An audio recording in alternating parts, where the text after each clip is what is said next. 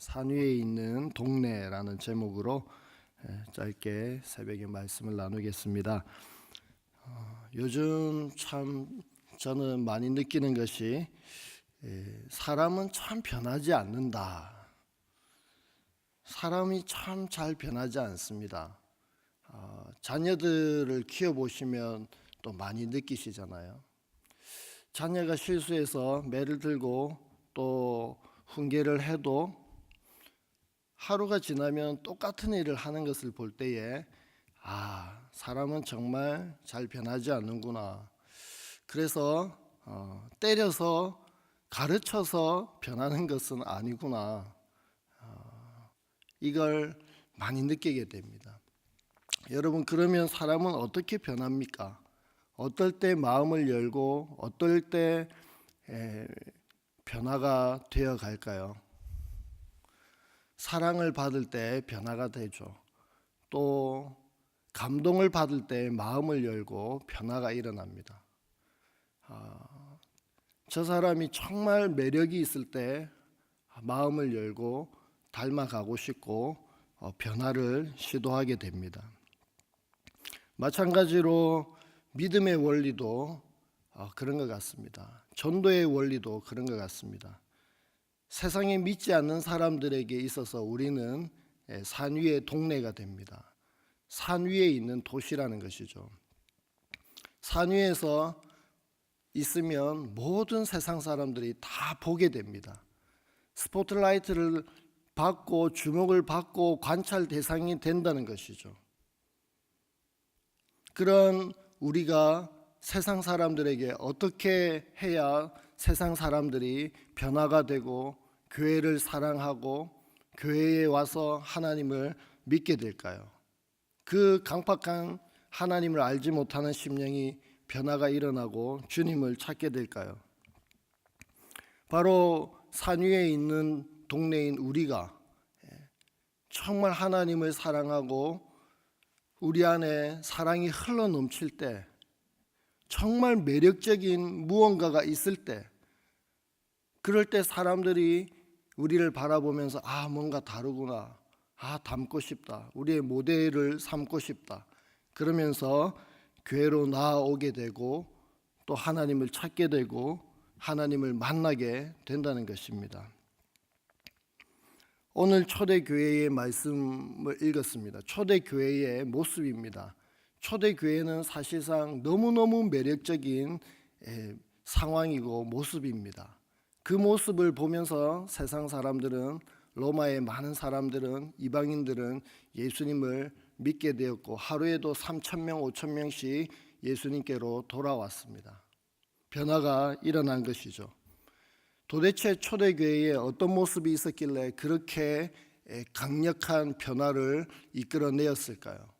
오늘 이 새벽에 초대교회의 그런 아름다운 모습, 복음의 능력, 복음의 매력, 그것을 우리가 한번 살펴보고자 합니다. 42절에 보시니까 초대교회는 일단 4가지의 아름다운 모습이 있습니다. 교회에 꼭 있어야 되는 4가지입니다. 이 4가지는 사실은 하나님께서 그래, 바로 그거야 이러면서 인정해 주시는 4가지거든요. 그 4가지가 뭡니까? 첫째는 사도의 가르침을 받는 것입니다. 조금 더 구체적으로 표현하면 사도들의 그 가르침이에요. 사도가 한 명입니까? 12명입니다. 12명의 복수의 사도들이 가르치는데 그 가르침이에요. 모든 사람들이, 주변에 있는 모든 사람들이 베드로에게 들어도 그 가르침이고, 요한에게 들어도 그 가르침이고, 마태에게 들어도 똑같은 가르침이에요. 사도행전을 읽는 독자, 누가복음과 사도행전은 한 책인데 이 책을 읽는 그 독자는 모두가 사도들이 똑같은 말을 한다는 것을 알고 있습니다. 그 말이 뭘까요? 예수가 주와 그리스도가 되신다는 것입니다. 예수님이 하나님이시라는 거예요. 예수님이 메시아라는 거예요. 여러분, 가장 복된 모습이 어떤 모습입니까? 누가복음에서 예수님께서 마르다 마리아 비유를 하시면서 그 누가복음 10장은 사실 정말 복 있는 눈을 가진 사람이 어떤 사람인지에 대해서, 복 있는 사람이 어떤 사람인지에 대해서 피력해 가고 계시는데, 그 말씀 가운데 예수님 발치 아래에서 말씀을 배우는 그 사람, 열심히 하나님 말씀을 배우고자 하는 사람, 그 사람이 사실은 가장 복되다고 성경은 기록하고 있어요. 그 예수님의 발 아래에서 예수님 입에서 나오는 말씀을 듣고 싶어서 많은 선지자들과 구약의 많은 백성들이 기대하고 소망했지만 못 듣고 죽었다는 거예요. 그래서 가장 복 있는, 예수님을 보는 눈이 가장 복되고 예수님 입에서 나오는 그 말씀이 가장 복되다고 말씀하고 있습니다. 그래서 마르다야, 너는 많은 일로 분주한데 한 가지 일로 족하다. 마리아는 좋은 편을 택하였으니 이 좋은 것을 빼앗기지 아니하리라. 그렇게 말씀하시면서 예수님 발 아래에서 하나님 말씀 듣는 것이 가장 복되다는 것을 가르쳐 주셨습니다. 복음서에 보면 예수님의 제자들은 예수님께 하나님 나라의 말씀을 열심히 듣고 배웁니다. 3년 반 동안 열심히 하나님 말씀 듣습니다. 그것이 가장 복 있는 것입니다. 예수님께 사도들이 열심히 말씀을 들었듯이 이제는 이 사도들이 하는, 예수님께 받은 그 말씀을 사도들이 초대 예루살렘 교회에 전하는데 그 사람들이 그렇게 열심히 이렇게 집중하면서 배우더라는 것이죠. 아름답고 건강하고 정말 복음적인 매력이 있는 교회는 어떤 곳이냐? 하나님의 말씀 배우기를 간절히 사모하고 열정을 가지는 것입니다. 이렇게 새벽을 깨우며 나오신 여러분들처럼 늘 하나님 말씀 읽고 사모하고 그 말씀대로 준행하고 그 말씀 속에서 예수님 만나려고, 발견하려고 몸부림치고 묵상하고 하는 그러한 모습들이 가장 복된 모습이라는 것이죠. 그리고 두 번째는 교제입니다. 그런데 그 교제입니다. 사도행전을 읽다 보면은 모든 사람들이 경험했던 공통된 그 사건이 뭘까요? 교제라고 하는 것은 참여잖아요. 예루살렘 초대교회 모든 사람들이 동참하고 있는 것이 무엇입니까? 예루살렘 교회의 모든 사람들이 참여하고 있는 것이 무엇입니까? 성령을 받을 때 다 참여했잖아요. 다 성령을 받았잖아요. 성령을 나누어 가졌습니다. 성령의 교제라는 거예요. 성령이 임하실 때 그 기쁨과 그 감격과 그 은혜들, 그리고 성령이 내주하심으로 일어나는 모든 사건들, 전도했더니 회개하고 돌아오는 이런 역사들, 이런 간증들이 많잖아요. 그것들을, 성령의 은혜들을 나눈다는 것입니다. 교제는 단순히 음식을 먹고 즐거운 이야기를 하고 유머를 하는 게 교제가 아닙니다. 성령께서 우리에게 주신 은혜들을 나누는, 반드시 성령의 교제여야 그것이 하나님이 기뻐하시는 교제라는 것입니다. 그리고 떡을 떼며, 여기서도 그 떡을 뗀다는 거예요. 예수님이 떼어서 주었던 그 떡,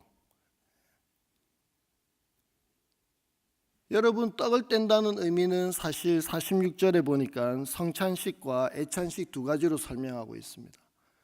한마디로 말하면 떡을 뗀다는 것은 예수님이 우리를 위해서 살을 내어주시고 피를 흘리신 그 사건을 기억한다는 것입니다. 초대교회는 모일 때마다 늘 예수님의 살과 피를 기억했습니다. 그것을 예전으로 계속 했다는 것이, 자주 했다는 것입니다. 오늘날 우리는 성찬식을 1년에 3일교회도 2번 하지만 많이 못하는 안타까움과 한계가 있습니다. 그러나 이 성찬식은 우리는 자주 초대교회가 했다는 것을, 예수님을 기억했다는 것을 우리가 생각해 볼 필요가 있겠습니다. 그래서 여러분, 우리가 모이는 공동체, 소그룹, 팀 모임, 조모임, 목장 모임, 부서 모임, 모든 모임에 사실은 예수님이 빠지면 안 됩니다. 예수님을 왕으로 모시고 예수님의 영광을 위해서 예수님이 통치하시고 다스리는 그러한 모임이 되어야 된다는 것입니다. 마지막 네 번째는 기도입니다. 그 기도에 힘쓰다.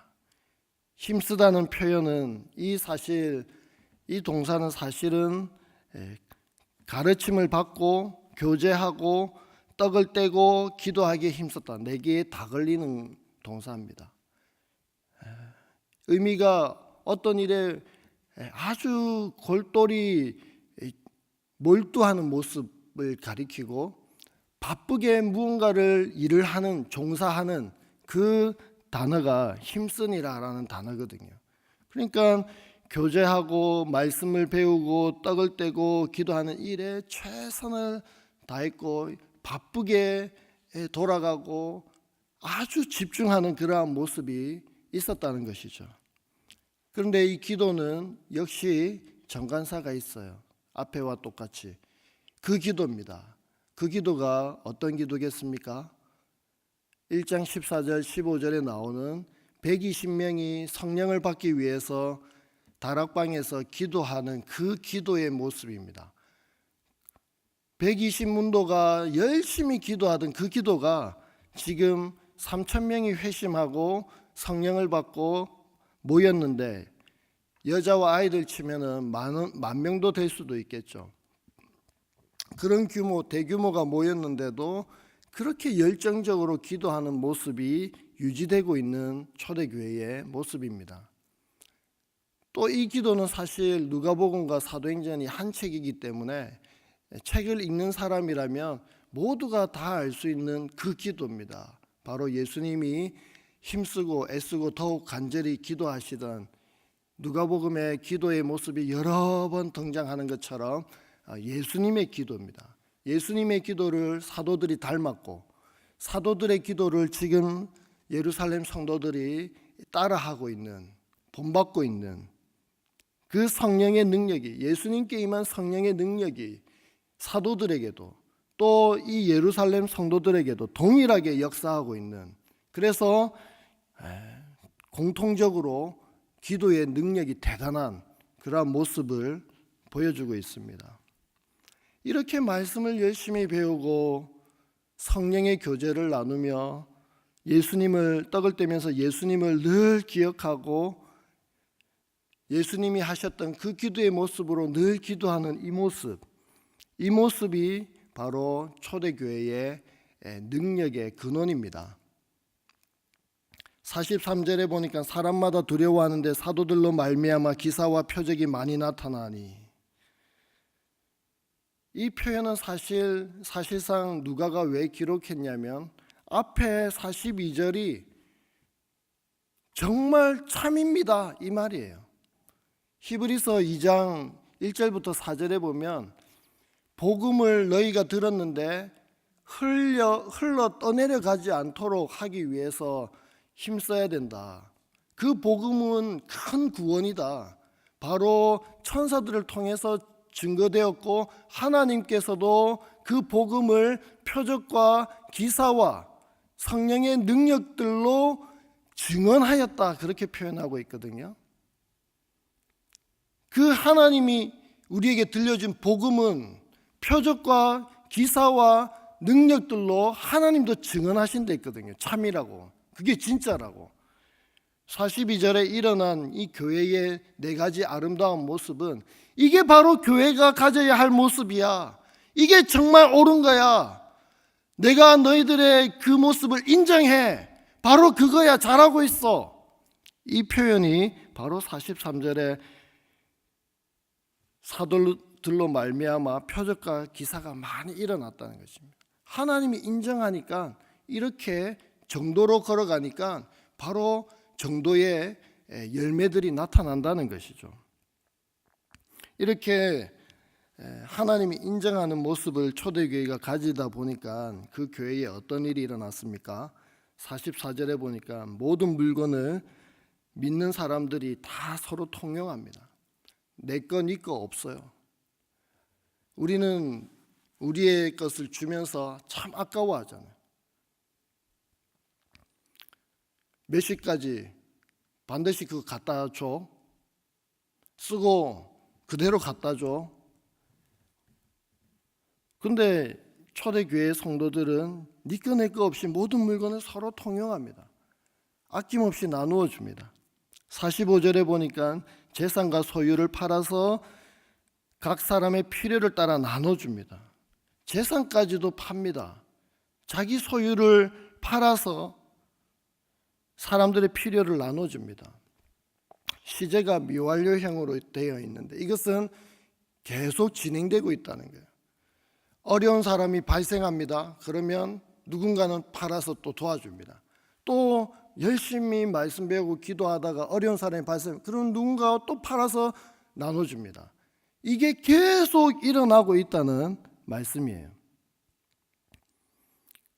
그리고 46절에는 성전에 날마다 모여서 예배 드린다는 거예요. 모이기에 힘쓴다는 거예요. 그리고 날마다 집에서 떡을 떼면서 음식을 먹고 하나님을 찬미한다는 거예요. 성전에 모인다는 것은 대규모 모임이죠. 대그룹입니다. 대그룹 모임, 예배. 집에서 모인다는 것은, 오이코스에서 모인다는 것은 아무리 많이 모여도 100명, 200명 이내일 거예요. 소그룹이에요. 그보다 더 적은 모임이 될 수 있겠죠. 그런 소그룹에서 늘 성찬을 하고 애찬을 하면서 예수님을 기억하고 그 큰 기쁨의 영이 임해서 하나님을 찬양한다는 것입니다. 이런 모습들이 일어나니까 어떤 결과가 주어졌습니까? 47절을 우리 다 같이 한번 읽어보겠습니다. 시작. 하나님을 찬미하며 또 온 백성에게 칭송을 받으니 주께서 구원받는 사람을 날마다 더하게 하시니라. 이런 모습이 있으니까 초대교회는 날마다 구원받는 사람이 더하게 하셨다, 더해졌다, 이렇게 성경은 기록하고 있습니다.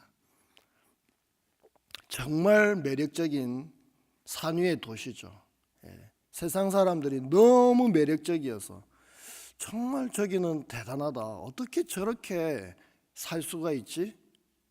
뭔가 특별하다, 참 거룩하네, 우리와 다르네, 어떻게 저러면서도 저렇게 기뻐할 수 있지? 아무것도 가진 것 없는 사람들이 왜 저렇게 가지고 있는 사람처럼 행복할까, 기쁠까? 그러면서 구원받는 사람이 날마다 많아졌다는 것입니다. 여러분, 이 말씀을 생각하시면서 우리가 오해는 하면 안 되겠습니다. 어떤 부분이냐면, 사실은 이 초대교회의 참 모델과 같은 모습은 초대교회에 한시적으로 하나님께서 허락해 주신 소비 공동체입니다. 전적으로 소비만 있어요. 여러분, 소비만 있으면 살 수 있습니까? 그게 지속될 수 있습니까? 성령이 임했고 그 성령이 120명에게 임했고 그 성령이 예루살렘 교회 성도들에게 또 임하면서 하나님 말씀을 열심히 가르치는 거죠. 그 짧은 시간에 소비 공동체를 이루면서 말씀을 열심히 배워가지고 그게 수만 명의 사람이 열심히 배워가지고 이제 8장이 되면은 하나님이 다 흩어버리시잖아요. 흩어버려서 전 세계에 복음이 증거되도록 하시잖아요. 그 짧은 기간에 집중적으로 인텐시브 코스로 말씀을 가르치시기 위해서 소비 공동체를 허락하셨다는 거예요. 그러나 여러분, 이 말씀을 생각할 때 우리는 소비 공동체 한시적인 것만이 아니라 정신과 원리가 얼마나 중요한지를 또 찾아야 됩니다. 그렇죠? 네. 이러한 삶을 살아야 된다는 것입니다. 사랑하는 성도 여러분, 우리 교회가 이러한 모습으로 나아가야 되겠습니다. 정말 말씀을 배우고 또 정말 기도 열심히 하고 그리고 성령의 은혜들을 나누고 예수님을 항상 높이고 고백하는 그러한 우리 3일 교회가 되어야 되겠습니다. 그리고 여러분 개인에게 한번 적용해 보십시오. 나는 정말 복음적인 매력이 있는 사람인가? 나로 인해서 예수님을 알지 못하던 사람들이 예수님을 믿고 있는가? 주께로 돌아오고 있는가? 내가 복음을 누리고 그 복음으로 내가 변화되어 가고 있는 그 삶이 일관될 때 세상 사람들은 우리를 다 지켜본다 했잖아요. 예수님께서 우리는 산 위에 있는 도시고 우리는 등불은 말 아래에 두지 않고 등경 위에 둔다 했잖아요. 우리는 세상 사람들에게 주목을 받고 있습니다. 세상 사람들은 우리를 욕하는 것 같아도 우리를 바라보고 있습니다. 우리가 그런 복음적인 매력, 이런 거룩한 매력, 그리고 그 매력적인 모습들이 드러나지 않는다면 복음의 경이로움과 복음의 영광과 복음의 아름다움을 느끼지도 못하고 누리지도 못하고 내 삶 속에 그러한 모습과 열매가 없다면 우리는 사실 세상에서 아무것도 할 수 없습니다. 아무 영향력도 끼칠 수 없고 전도도 되지 않습니다. 요한계시록에 4대 교회 나오잖아요. 엄청난 부의 도시입니다. 금이 많은 도시입니다. 그래서 분위기가 도시가 막 살아있는 것 같아요. 휘황찬란합니다. 겉으로는 엄청 매력적입니다. 그러나 예수님은 죽어 있다고 말씀하셨습니다. 그러시면서 예수님이 처방전을 내리시기를 이 복음을 어떻게 들었는지를 생각하고 지켜서 회개하라고 했습니다. 생각하다는 것은 기억하다는 거예요. 에베소 교회에도 네가 어디서부터 떨어졌는지를 생각하고 기억하고 회개하라, 돌이키라 그렇게 말씀하시잖아요. 처음 사랑을 가지라고 말씀하시잖아요. 생각하는 것은 기억하는 것이고 기억하다는 말은 항상 짝으로 회개하는 것과 짝으로 나옵니다. 여러분 하나님 말씀을 늘 생각해야 돼요. 그리고 그 말씀을 지키다는 것은 순종의 의미입니다. 말씀대로 순종하는 그 삶을 하나씩 살아가면 그것이 회개입니다. 내 안에 복음의 능력이 없는 것 같다면, 정말 나로 인해서 예수님 믿는 사람들이 없는 것 같다면 하나님 말씀을 하나씩 순종하고 지켜가다 보면 그것이 회개고, 그렇게 하다 보면 복음의 능력을 또 회복하게 될 줄로 믿습니다. 여러분 개인적으로도 그렇고 우리 삼일교회가 정말 하나님 말씀 배우는데 열정을 다하고 정말 기도하는 일에 최선을 다하고 그 모든 일에 성령의 역사가 강력하게 일어나고, 여러분 성령이 아니면 교회가 하나 되지 않습니다. 아무리 커도 성령이 역사할 때 성령의 능력은요 교회의 내적 일치를 이루게 하고요 외적으로도 재물 교류가 뜨겁게 사랑이 일어나도록 하는 게 바로 성령입니다. 그런 은혜가 있기를 바랍니다. 산 위의 도시, 산 위에 있는 도시, 우리는 산 위에 있는 도시고 그런 복음의 매력적인 사신이라는 것을 기억하며 오늘 하루도 하나님 뜻대로 살아가는 여러분들이 되시기를 주님의 이름으로 축복합니다. 우리 다 같이 말씀을 생각하시면서 기도하시고 또 가지고 오신 기도 제목을 가지고 기도하시고 돌아가도록 하겠습니다. 하나님 아버지 감사합니다. 주님 우리를 불쌍히 여기셔서 하나님